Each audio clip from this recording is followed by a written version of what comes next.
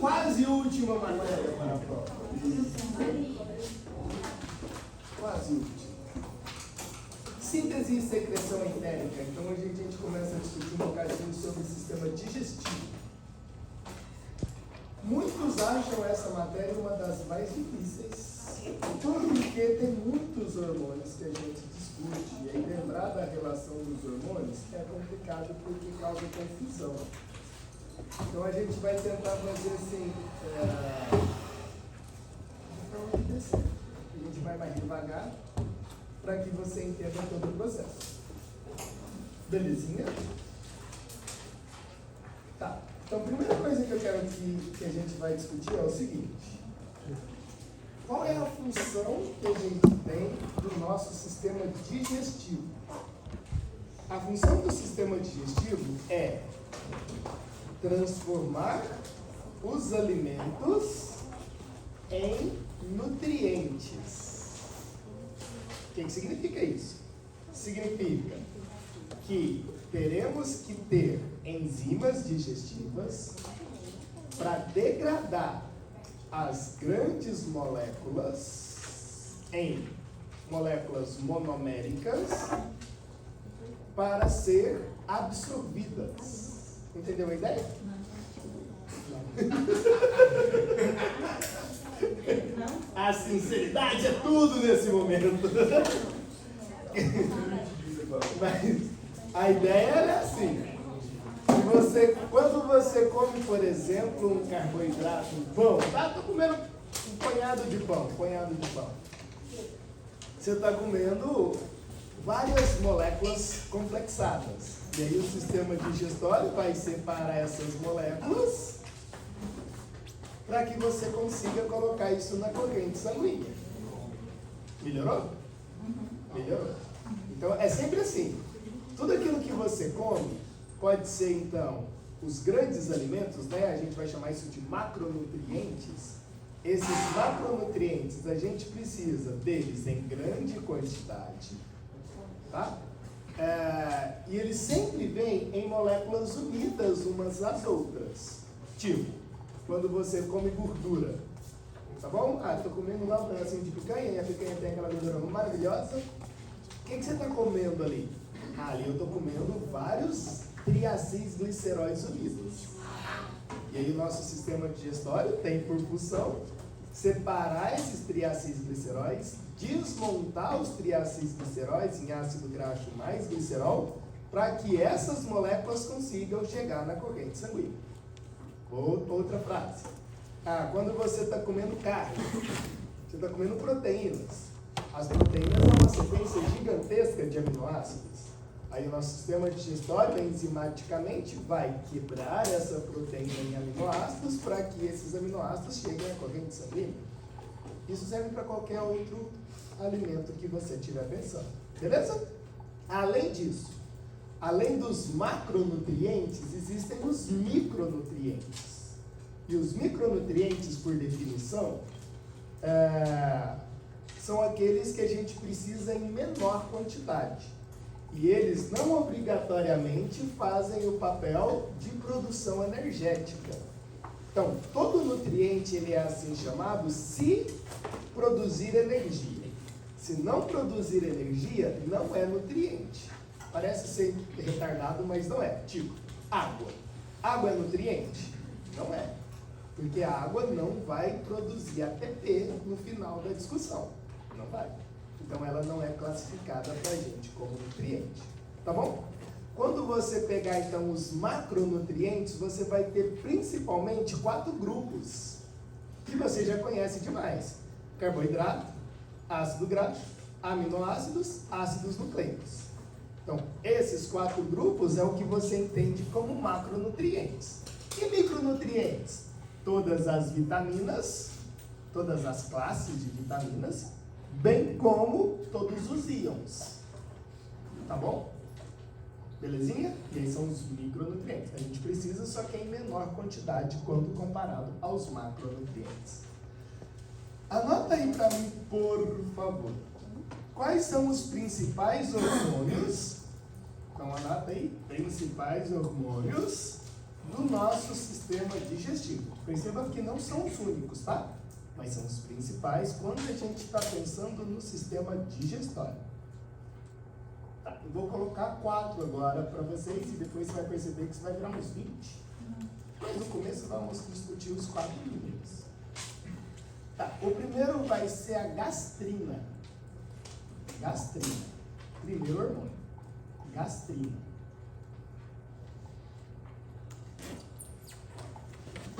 Segundo, pode segundo? Segundo hormônio, secretina. Gastrina, primeiro. Secretina, o segundo. Secretina. Terceiro hormônio, enterogastrona. Enterogastrona. Você vai perceber que enterogastrona vai ter outro nome. A gente vai chamar ele de GIP. GIP. Tá? Ou enterogastrona. E o último, para esse primeiro momento, colecitoquinina.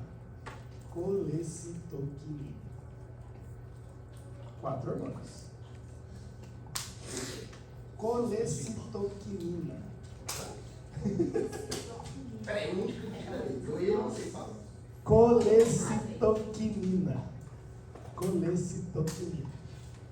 Você vai lembrar disso. Vocês já tiveram a anatomia do sistema digestivo? Já? Lembra lá da vesícula biliar? A vesícula biliar não liga até o duodeno pelo ducto? Como é que chama o ducto?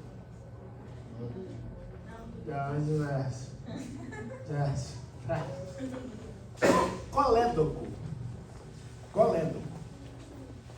E aí o hormônio age lá na vesícula biliar, no ducto do colédoco. Por isso que se chama colecitoquinina, de colédoco.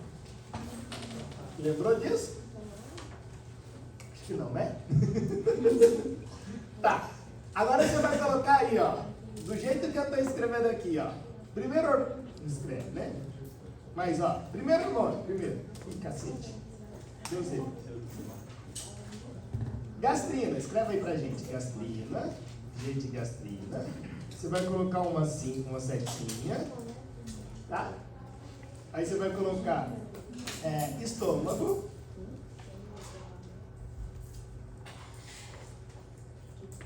E outra setinha, estômago. Parece ser retardado, mas não é.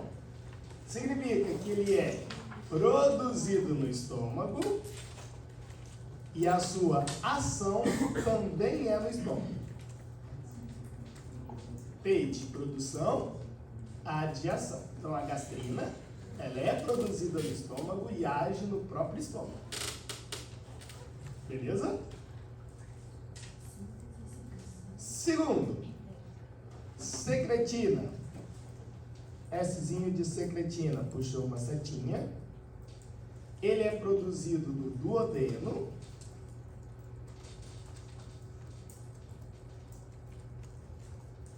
E ele age no pâncreas. Beleza? O terceiro foi colecitoquinina ou enterogastrona? Enterogastrona. Ezinho de enterogastrona. Também é produzido no duodeno e age no estômago.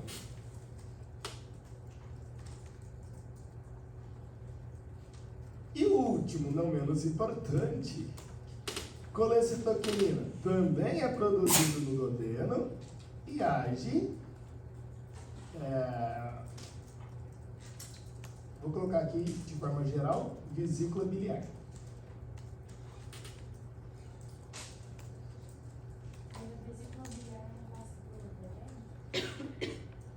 Como assim? Ele vai estimular a liberação da bile.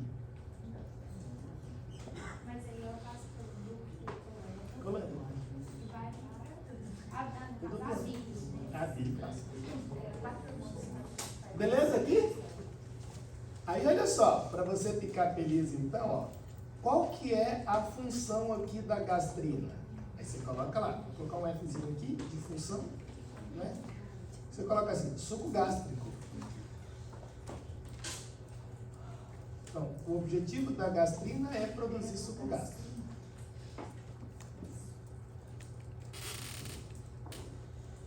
A secretina é o suco pancreático.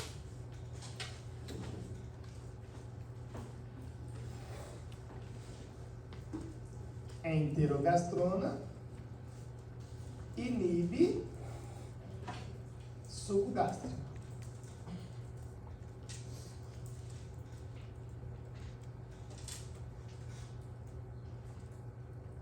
Colecitopina, liberação da bile.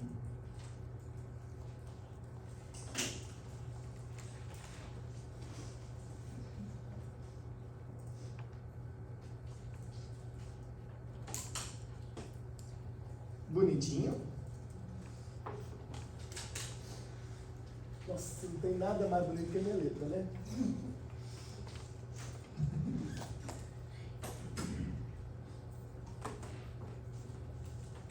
Não sai daí não, peraí.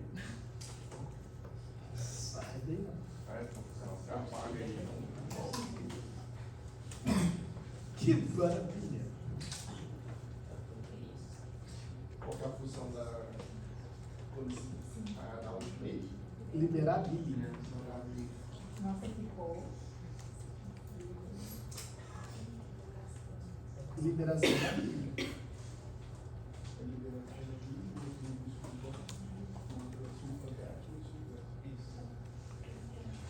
Posso sair? Tem mais, um montão. Nossa, Jesus de Deus. Virar um caos. Vai virar um caos. É porque na verdade a gente depois fala de insulina, de glucagon, de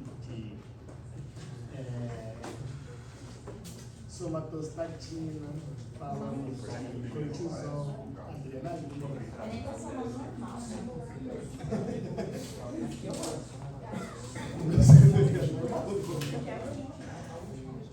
Dona Cis, já?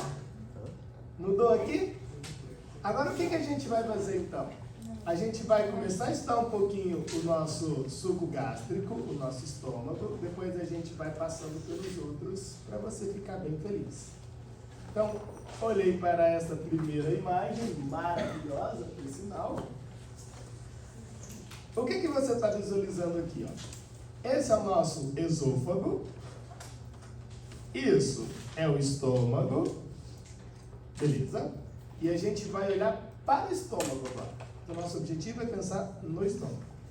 Você sabe que o suco gástrico, ele vai ser basicamente duas substâncias. Tem mais, mas é duas substâncias principais. A primeira substância é o que você entende como ácido clorídrico, que é o HCl. E a segunda substância é o que você entende como pepsinogênio. Tá? Existem várias outras enzimas, mas essas duas, ou esses dois compostos são os principais. Tá bom? Do suco gástrico. O que a galera costuma falar de forma equivocada?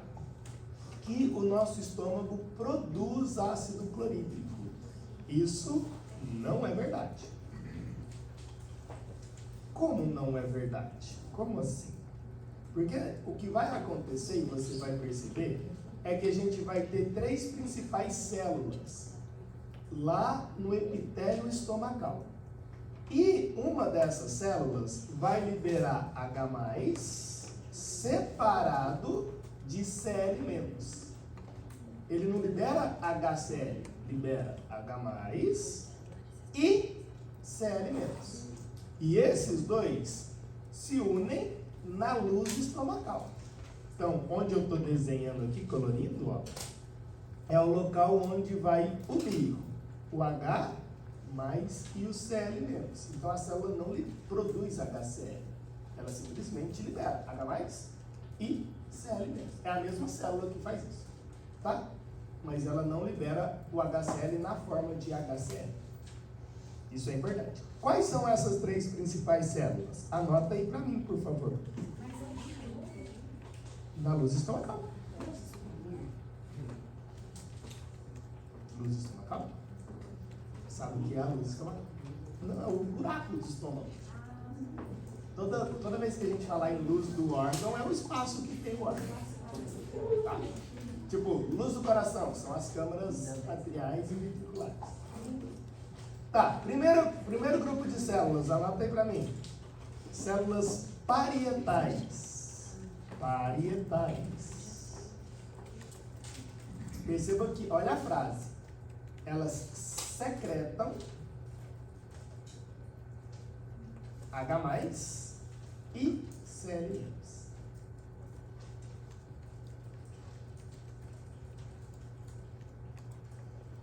Esse é o primeiro grupo de células, células parietais. Segundo grupo de células, células principais. Células principais. Secretam pepsinogênio.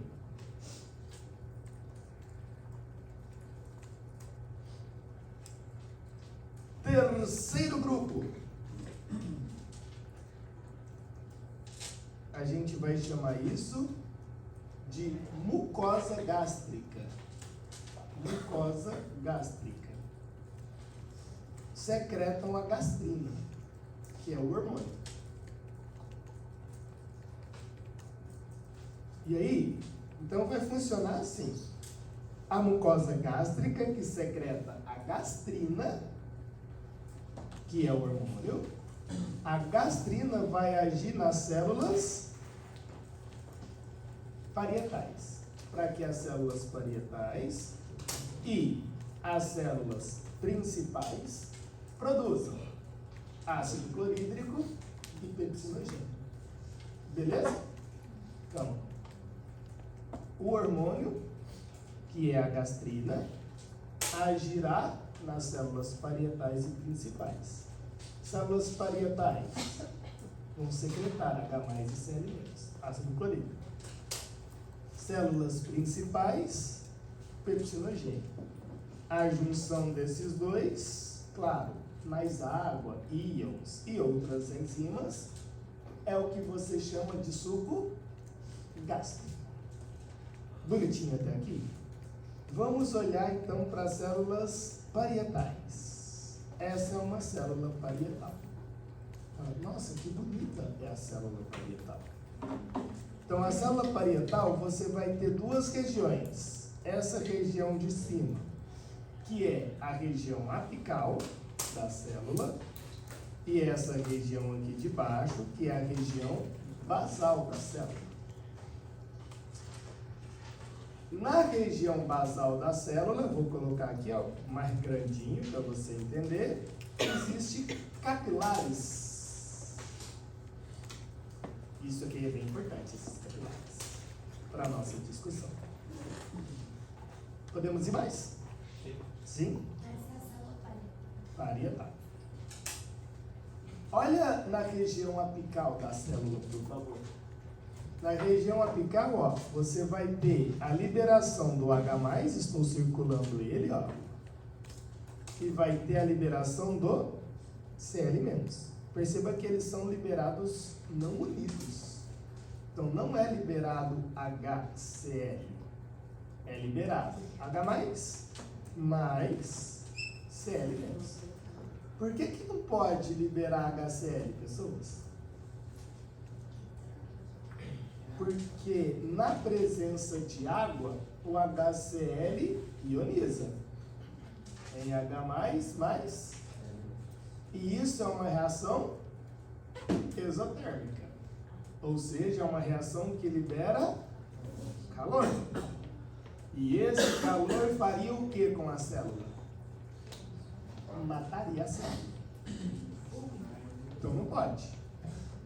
Uma das questões que você tem, por exemplo, queimação, nossa, estou com queimação no estômago, é porque você vai perceber agora mesmo que na região apical da célula, você vai ter uma proteção, que a gente chama de mucina gástrica.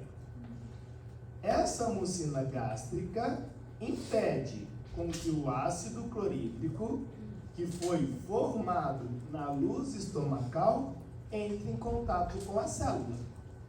Porque Se entrar em contato com a célula, a reação é exotérmica, libera calor e queima a célula, mata a célula, e você tem a sensação de queimação. Tá? Então, a sensação de queimação é graças à destruição da mucina gástrica, que é uma glicoproteína, vamos colocar aqui, glicoproteína, que protege todas as células do estômago. Tenho certeza que algum dia na vida você já vomitou e depois do ato em si, o seu esôfago fica queimando, sempre e obrigatoriamente. Por que que isso acontece? Porque na luz estomacal tem o ácido clorídrico e você não sente, teoricamente, queimar o seu estômago graças à mucina gástrica. No esôfago não existe mucina gástrica. Então, quando o HCl entra em contato com a parede do esôfago, libera calor, queima, e aí você sente aquela sensação de queimação. Tá bom? Dúvidas até aqui, queridos? Não, né? Vamos mais, então. O que que vai acontecer? Dá uma olhadinha para cá. Olha só. Dentro da célula parietal, que é isso que você está vendo, existe uma caralhada de mitocôndrias, muitas mitocôndrias, e nessas mitocôndrias, claro, há respiração celular, e na respiração celular você tem exatamente a produção de lixo, que é o CO2, e água. E quando você une essas duas coisas, CO2 mais águas, produz ácido carbônico, lembra disso? É a nossa última matéria, H2CO3. E o ácido carbônico ioniza, e quando ele ioniza, ele libera H+, mais bicarbonato, beleza? O H+, que veio do ácido carbônico, é justamente o H+, que vai ser liberado na luz estomacal. E o bicarbonato? Olha que legal. O bicarbonato que sobrou da ionização do ácido carbônico, ele vai ir para a corrente sanguínea. E quando acontece isso, nós vamos falar que existiu aqui, ó, um cotransporte chamado de antiporte. O que significa essa frase? Significa que, ao mesmo tempo que está saindo bicarbonato pela proteína, está entrando cloro. Então, o Cl- do ácido clorídrico, ele estava na corrente sanguínea. E ele veio dos seus micronutrientes. Então, quando você come, por exemplo, sal de cozinha, o Na+, mais o Cl-, esse Cl-, ele é que irá formar o ácido clorídrico estomacal. Então, você não consegue produzir cloro. O cloro do ácido clorídrico, ele veio a partir da alimentação. Então, tudo que você come que tem cloro, esse cloro participará da produção do ácido clorídrico do seu sistema digestivo. Não pense que cloro. Então fica assim, ó. De novo. Teve a respiração celular na mitocôndria, certo? Qual que é o lixo da respiração celular? CO2. E essa água virou ácido carbônico.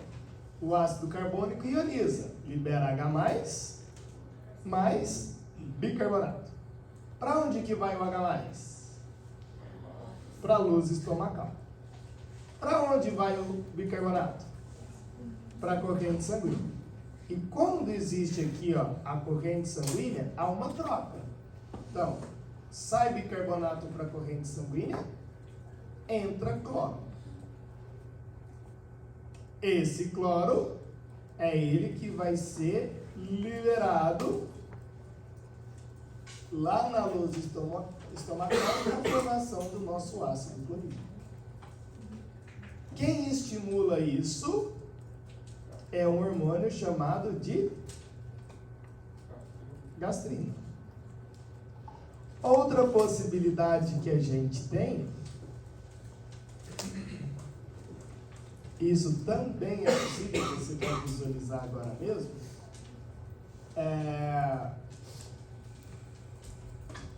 o HCl, desculpa, o HCl não, o H2CO3, ele participar da brincadeira entrando via corrente sanguínea para depois sair de novo. Existe essa possibilidade, tá? Ele entra e sai, entra e sai, entra e sai. Então a gente vai perceber, acho que sim, que as células parietais, elas também auxiliam na regulação do pH plasmático. Bem, dá uma olhadinha nesse vídeo que eu acho que fica um pouquinho mais claro.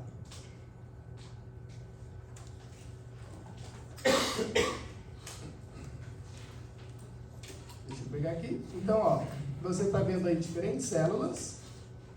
Essas em verdinhos, que está destacado aqui para você, é a nossa célula parietal, com seus canalículos, que tem muita mitocôndria.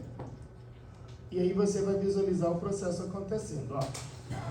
Tá vendo o CO2, viu lá? Poderia ser bicarbonato, na corrente sanguínea. Isso pode acontecer ou não. Aí você vai ter uma enzima chamada de anidrase carbônica. E a enzima anidrase carbônica produz o ácido carbônico. Aí esse ácido carbônico, ele vai liberar o H+, libera o H+, e o bicarbonato volta para a corrente sanguínea.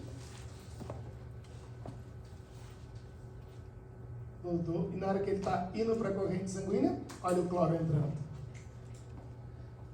Perceba que a gente chama isso aqui, ó, de antiporte, porque enquanto um entra, o outro sai.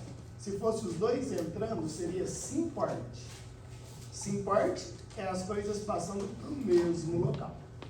Antiporte é um entrando, o outro saindo. Nesse caso, esse transportador é um transportador antiporte. O cacete. Então tá lá. CO2 entrou, que pode ser, ou o CO2 pode ser produzido pela própria mitocôndria, não muda nada. Virou ácido carbônico. O ácido carbônico ioniza, libera H+, e o bicarbonato vai para a corrente sanguínea. À medida que o bicarbonato está entrando na corrente sanguínea, está saindo o cloro, está entrando o cloro, né, na célula. E agora, esse cloro, perceba que eles passam em locais diferentes. Acho que você entendeu, né? O cloro vai para um lugar e o H+ vai para outro lugar. Isso que está em azul aqui, ó, a gente chama isso de bomba de prótons. Isso você tem que lembrar. Bomba de prótons. Por que você tem que lembrar disso? Porque os fármacos que agem no controle da queimação agem na bomba de prótons, inibindo a bomba de prótons. E aí, se inibe a bomba de prótons, você libera menos H+. Se você libera menos H+, menos ácido clorídrico vai ser formado na luz estomacal. Bonitinho, pessoas? Entendeu até aqui? Agora o que a gente tem que olhar? Agora a gente vai colocar outros hormônios na brincadeira para a gente ter o processo de regulação da secreção gástrica. Temos que regular isso. Bem, e aqui a gente vai ter algumas coisas que são muito legais. Essa é uma foto importante. É foda. Aqui no meu tá perfeito e aqui fica tudo ruim assim, né? Podia me ajudar aí, né? Data show de amanhã. Você vai ter duas possibilidades importantes aqui, pessoas, que é o seguinte. Você vai ter o que a gente chama de estímulo mecânico para a produção do suco gástrico, mas também você vai ter o estímulo químico para a produção do suco gástrico. Bom dia. Quando você pensa nos estímulos, você vai ter um estímulo que é neuronal, ou seja, liberação de neurotransmissores, e outro estímulo que vai ser hormonal, ou seja, liberação da gastrina. Na liberação neuronal, o neurotransmissor se chama acetilcolina e ele vai agir no receptor M3 da célula parietal. Vamos traduzir isso, que eu acabei de falar. Então, pensa assim, quando você está com fome e você sente o cheiro da comida, ou olha para a comida, tem a visão da comida, e aí você está com fome, o seu sistema nervoso parasimpático age fazendo com que aumente a produção de suco gástrico. Porque o seu sistema nervoso parasimpático, ao perceber a comida visualmente, ou olfativamente, ou cheirando a comida, você estaria preparando o seu estômago para receber o alimento. Beleza? Tá, isso então é uma resposta neuronal. E aí, o nervo que faz isso se chama nervo vago. Então, o nervo vago, ele libera a acetilcolina, porque é uma resposta parasimpática, tá? Então, libera a acetilcolina. Lá então você tem um neurônio, né? Uma sinapse, liberou a acetilcolina e o receptor da acetilcolina está na célula parietal. E essa célula parietal tem o receptor que a gente chama de muscarínico número 3. Aí, vou fazer isso de novo, acho que pela 10ª vez, para você não esquecer. Ó, quando você tem o seu sistema nervoso autônomo, ele é dividido em 3 grupos: adrenérgico, colinérgico e não adrenérgico, não colinérgico, certo? Adrenérgico é a mesma coisa do que simpático e colinérgico parasimpático. Adrenérgico, os receptores são alfa 1, alfa 2, beta 1, beta 2, beta 3. Lembra? Alfa 1 faz o quê? Ativa fosfolipase C. Alfa 2 inibe adenilato ciclase. Beta 1, beta 2, beta 3 ativa adenilato ciclase. Os colinérgicos são divididos em 2 grupos: muscarínicos, nicotínicos. Os muscarínicos são M1, M2, M3, M4, M5. Todos os ímpares, 1, 3, 5, fazem a mesma coisa que o alfa 1. Então faz a mesma coisa do que o ímpar, alfa 1. Todos os pares, perceba que eu estou circulando os pares, fazem a mesma coisa que o alfa 2. Então quando você fala, nossa, o acetilcolina, por isso colinérgico, está agindo no receptor M3. Significa que ele vai ativar fosfolipase C. E a fosfolipase C é que vai ativar, né, a última coisa dela, vai ser ativar a bomba de prótons. E aí a pessoa então produz mais ácido clorídrico. Ou libera mais H+, mais Cl-. Beleza? Você vai ser direto na célula parietal ou vai ser via gastrina? Na célula parietal. É um neurotransmissor agindo na célula parietal. E essa é uma evolução importante. Tá? Porque você vai perceber que depende do fármaco. Ou ele vai inibir o receptor M3 ou o receptor da gastrina. Não pode inibir os dois. Porque se inibir os dois, você para de fazer digestão. A gente vai olhar para ela agora mesmo.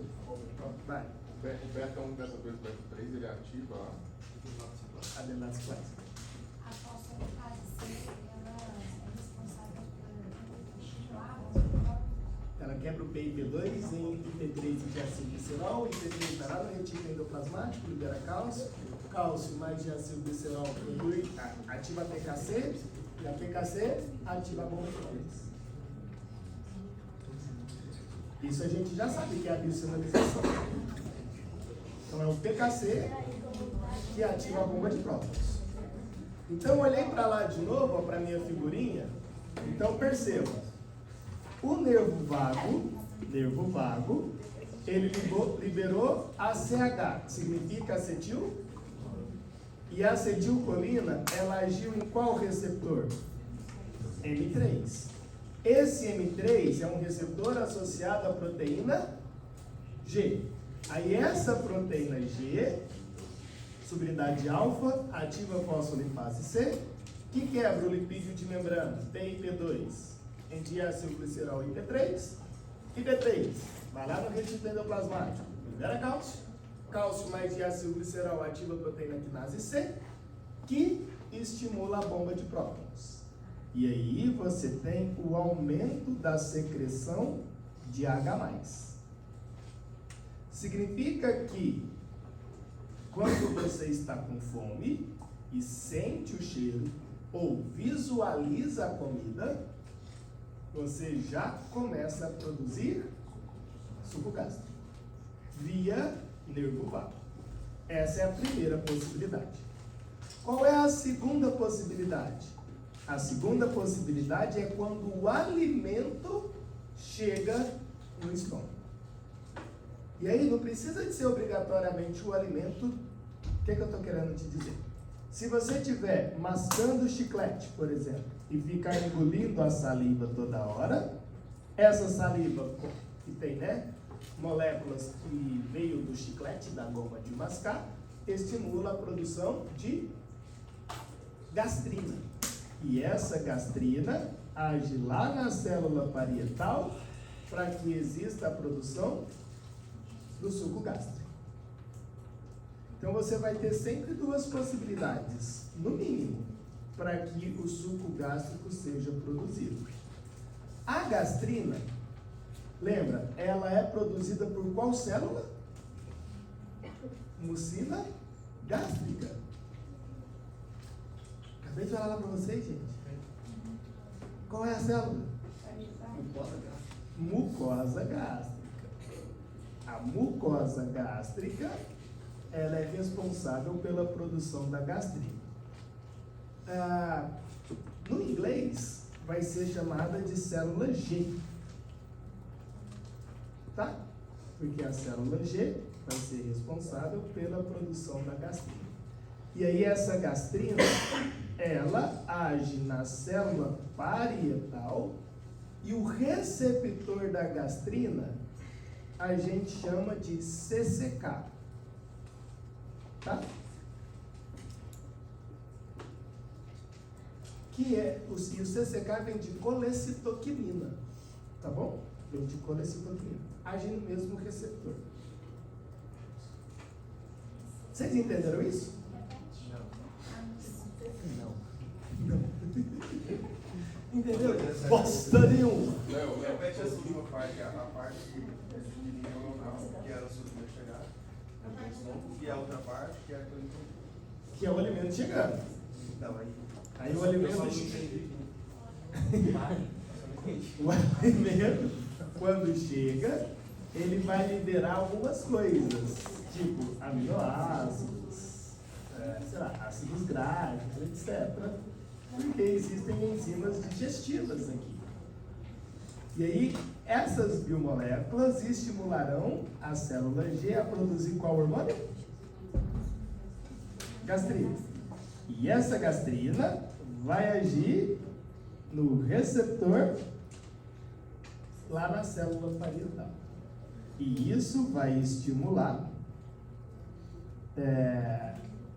a célula parietal a produzir, ou a liberar, né? H+.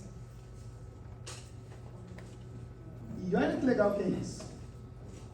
Só um H+, Sério mesmo? ele A bomba de sai- prótons, de H+. Sério mesmo, sai por outro caminho. Tá? E aí, você vai perceber que é a mesma merda. Olha que legal. A gastrina agindo em qual célula? Parietal. E o objetivo disso é estimular a liberação de H+. E como é que isso vai acontecer? Na gastrina, você vai ter também ativando a fosfolipase C. Então, gastrina interage com o receptor que está associado à proteína G. Subunidade alfa ativa a fosfolipase C, que quebra o PIP2 em inositol trifosfato de ácido gliceral. Inositol trifosfato vai lá no retículo endoplasmático para liberar cálcio. Esse cálcio aqui, ó, mais o diácido gliceral, ativa a proteína quinase C. E ela tem várias funções, tá? Dentre as funções é fazer com que haja a liberação de H+. Você vai perceber que existem outros íons que entram nessa brincadeira. Elas também vão agir no M3. Hã? Elas também vão agir no M3, as gastrinas.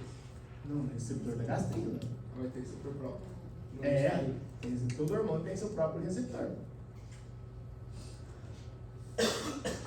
Bonitinho aqui, queridos. Entendeu essa brincadeirinha? Então, tanto o M3 quanto o receptor da gastrina agem ativando fosfolipase C. Os dois. Então, nossa, acetilcolina. Não, gastrina. Os dois agem ativando a fosfolipase C. E ela estimula o PKC a liberar H+, que é lá na bomba de prótons. Bonitinho até aqui? Sou eu. Adrenalina, né? Adrenalina. Então, acetilcolina, receptor M3.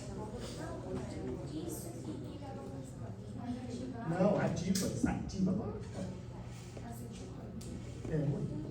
A acetilcolina age no receptor M3. E se estimula a bomba de prótons.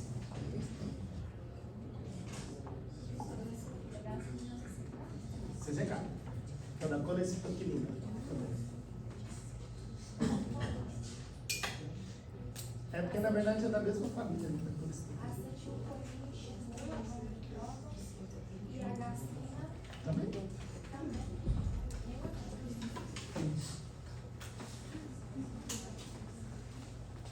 E agora, isso é bem importante para vocês, ó.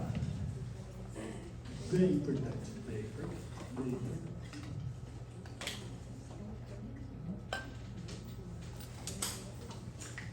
Que é o seguinte, ó. Os dois principais fármacos utilizados no controle da bomba de prótons é o omeprazol e a ranitidina.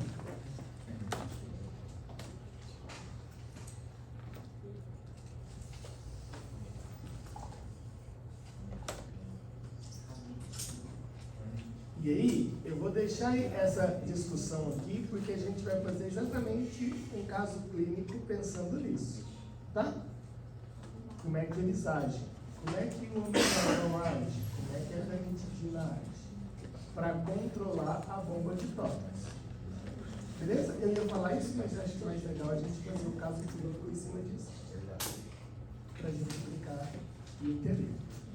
Tá? Mas não deixa eu esquecer disso não. Não, o caso clínico vai ser sobre um caso variante de gestão. Não esqueça. Tá.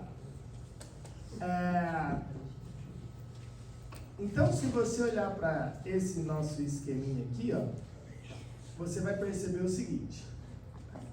Que nós vamos ter então aqui alguns hormônios, e deixa eu pegar isso de forma um pouquinho mais detalhada para você entender isso, aumentando isso. Ó, eu vou ter então o receptor M3, e esse receptor M3, ele age a partir de qual neurotransmissor? Acetilcolina. Então, qual é o sistema nervoso? Parasimpático. Então, é o sistema nervoso parasimpático que vai estimular a bomba de prótons. A gastrina, dá uma olhadinha para ela. A gastrina, agora, não é mais neurotransmissor. Agora você está pensando em hormônio. Então, tanto a gastrina age no seu próprio receptor, quanto a acetilcolina, que age no seu próprio receptor, ambos estarão ligadas à ativação da fosfolipase C. Então, lembra, proteína G, subunidade alfa, ativa a fosfolipase C. O que a fosfolipase C faz? Pega o PIP2, que é um lipídio de membrana, e quebra ele em duas coisas: diacilglicerol e IP3.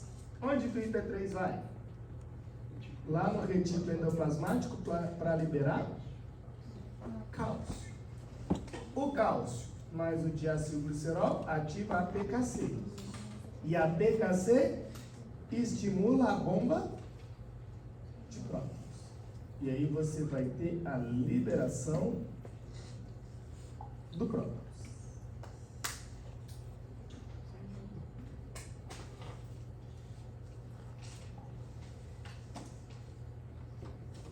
Bonitinho, queridos? Ô, Léo, Sou eu.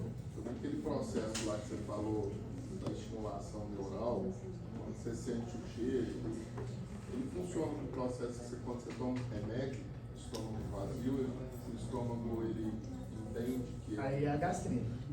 aí libera a gastrina normal, mas aí vai ter a produção de H+, liberação de H+, junto com o CL-, vai jogar o ácido clorídrico, jogar não, vai combinar, né? É. Esse processo todo. Mas efeito adverso vai estar associado ligado no receptor, né? Qual Efeito adverso. Qual Um remédio causa, por exemplo, queimação, ele vai estar ligando no M3 e ativando. Né?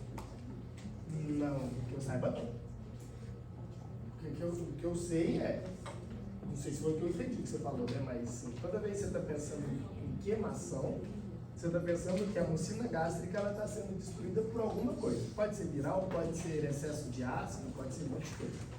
Eu quero dizer efeito adverso, porque, obviamente, se o medicamento ele conseguir ligar no M3, ele vai ativar a bomba de prótons, vai liberar a Não, então, aí se for agonista, né? Então, exato. É, se for Mas é efeito adverso, antagonista. porque ele vai acabar ligando sem ser o que deveria ligar. É, então, porque você vai ter agonistas e antagonistas. O antibiótico que dá muita queimação, por exemplo, pode estar associado a isso. Eu acho que não, na verdade. Antibiótico não. Porque o antibiótico ele vai em cima da bactéria. O que eu estou querendo te dizer? Ele não age em cima do receptor M3 ou da gastrina. Porque você tem que pensar. Não tem estômago para te mostrar, mas você vai ter que pensar assim, ó, a luz estomacal e aqui está a célula. E aí os receptores estão aqui, ó. E aí, aqui é a luz estomacal. Aí tipo assim, nossa, quando você toma antibiótico, o antibiótico ele tá aqui, ó. Ele não, pelo que eu sei, né? Ele não vai fazer isso. A gente pode pensar num remédio, por exemplo, para diminuir o batimento, que também está associado ao Aí, sistema parasimpático. mas aí tem que ligar no receptor M3, né? Aí eu concordo. Então esse remédio ele vai ter que ser parecido com vai ter que fazer a associação com o receptor M3. Aí sim. Porque você vai perceber, por exemplo, A histamina ele é um estimulante, ele age lá em cima do receptor H2 e ele é um estimulante da bomba de prótons. E aí, por exemplo, quando você toma antihistamínicos para alergia, você tende a diminuir a produção de suco gástrico. Só que, e aí perceba que você tem várias possibilidades para produzir o suco gástrico. Por que isso é extremamente importante? Porque o seu estômago é a principal porta de entrada de vírus e bactérias. Então, não pode parar de produzir suco gástrico, senão você deixa bactérias oportunistas que estão vindo de alimentação entrar. Então, você não pode tomar um fármaco que, por exemplo, zera a produção de suco gástrico, de ácido clorídrico. Não pode.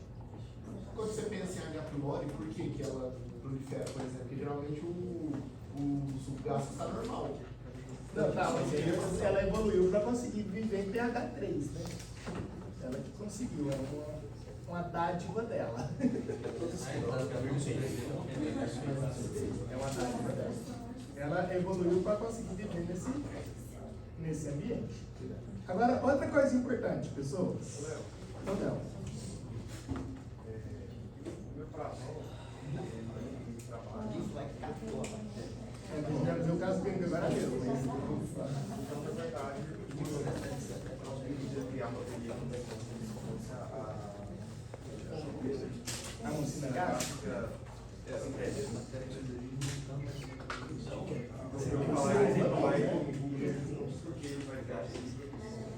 Que eu saiba. Agora eu não sei se tem outro composto no omeprazol, né? Se no fármaco. Se é só a molécula omeprazol ou se tem outro composto. Eu não sei.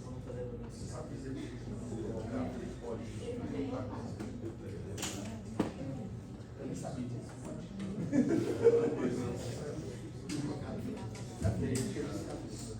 De omeprazol, né? Já tomou omeprazol. Porque tem algumas doses de ataque, né? Quando você está com inflamação, você tem que tomar um tanto de fármaco para ele fazer inflamação. E aí a pessoa tem que ter. Pessoas, olha só. Só eu. Pode falar.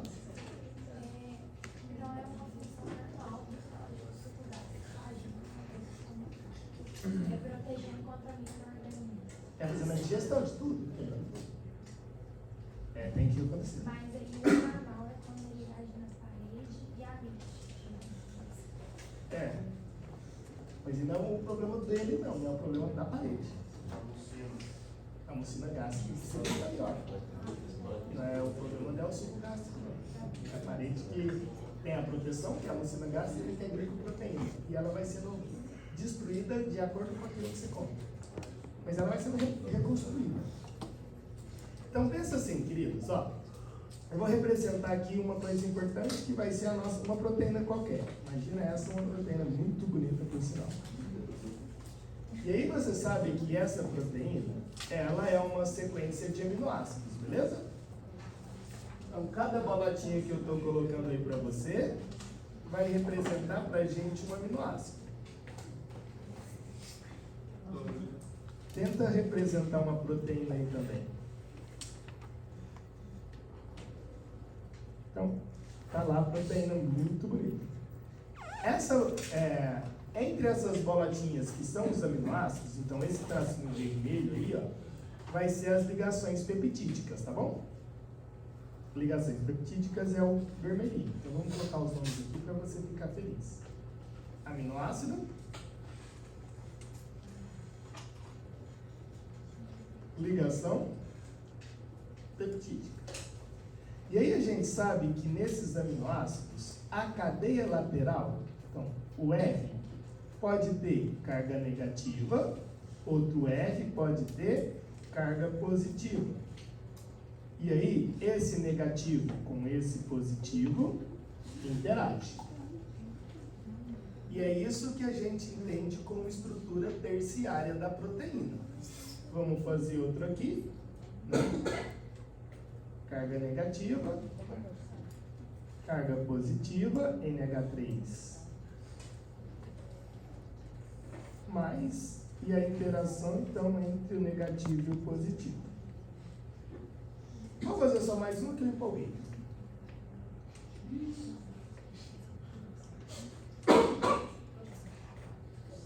Existem outras possibilidades de interação, mas essa é a mais comum, então eu vou fazer ela que é a mais comum.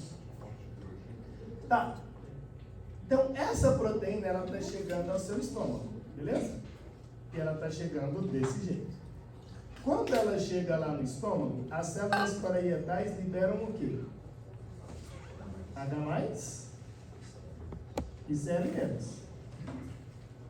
Esse H+, essa concentração de H+, que foi liberado pelas células parietais, vai fazer com que o pH do seu estômago seja em torno de 2,5 a 3. O que significa isso? Significa que a quantidade de H+, que está interagindo com essa proteína é extremamente alta. Então eu tenho muito H+ no ambiente. Bem, o que esse H+ ele irá fazer? Esse H+ vai protonar os radicais ou a cadeia lateral dos aminoácidos. Quando ele está, estou circulando, ó, protonando, estou circulando em verde. Quando ele está protonando, a ligação entre os radicais é desfeita. Então, quebra. Vou colocar tudo aqui para você ficar bem, feliz. Então, a protonação das cadeias laterais dos aminoácidos desnatura as proteínas. E essas proteínas podem ser da parede de bactérias, pode ser dos vírus, pode ser do alimento, pode ser de qualquer proteína que chegar ao seu estômago. Todas as proteínas que chegam ao seu estômago serão desnaturadas graças a esse pH extremamente baixo. Bonitos? Consequentemente, quando isso acontece, essa desnaturação faz com que a proteína ela fique linear. Ela ficou linear porque todas as interações entre as cadeias laterais dos aminoácidos foram desfeitas. Agora sobra as ligações peptídicas. E uma enzima que é capaz de sustentar ou de viver nesse pH, que é a nossa, vou colocar até de outra cor. Então imagina isso, uma outra enzima, que vai ser a nossa pepsina. Ela vai quebrar a proteína. Ou seja, a pepsina, ela quebra as ligações peptídicas. Não quebra todas, tá? Não quebra. Então você vai ter várias outras enzimas lá do suco pancreático para terminar de quebrar as ligações peptídicas. Então, vou colocar até aqui, ó. E aí eu acho que você não precisa, embora eu vou te mostrar isso depois, você vai quebrar a proteína em peptídeos, tá? Não vai liberar os aminoácidos ainda não. Então, peptídeos. Qual que é o pH quando tá na proteína linear? 2,5. Normal. 2,5 a 3. Esses peptídeos agora, ó, isso perceba que a gente está onde? No estômago. Esses peptídeos vai para qual órgão agora, queridos? duodeno, no intestino. E lá no intestino a gente vai ter a liberação do suco pancreático. E aí agora sim, o suco pancreático, vou colocar até de que cor? De lilás. Vou colocar aqui, ó. Suco pancreático.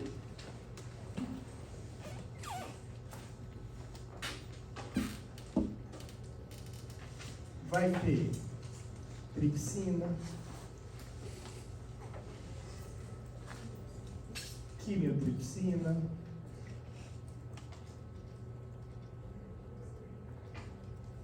outras peptidases,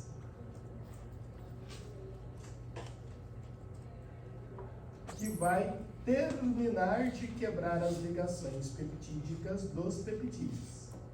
Então, é uma série de eventos, tá? Tripsina, quimiotripsina, etc, etc, etc, também são enzimas. E aí, quando você pensar na ligação peptídica, eu vou fazer só uma aqui para você lembrar, ó.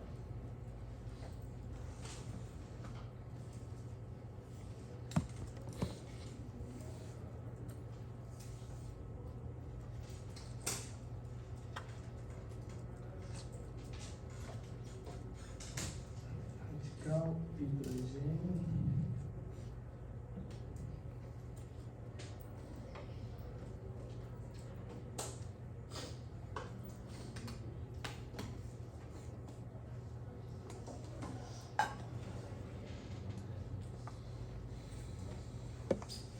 O que eu estou circulando aqui para você é a ligação peptídica.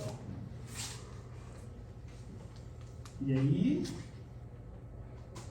a tripsina, a quimiotripsina, as peptidases vão quebrar as ligações peptídicas. E aí, o que você absorve? Você absorve o aminoácido. Se você entendeu o que eu disse, é uma coisa aqui triste para vocês. Quando você come qualquer proteína, ela vai ser degradada até aminoácidos, porque só consegue ir para a corrente sanguínea aminoácidos. Então não adianta você comer colágeno não, tá? Vou comer colágeno para a pele. Não chega colágeno na sua pele. Infelizmente. Chega aminoácidos. Então, na verdade, é a sua pele que tem que ser capaz de produzir colágeno. Não chega colágeno.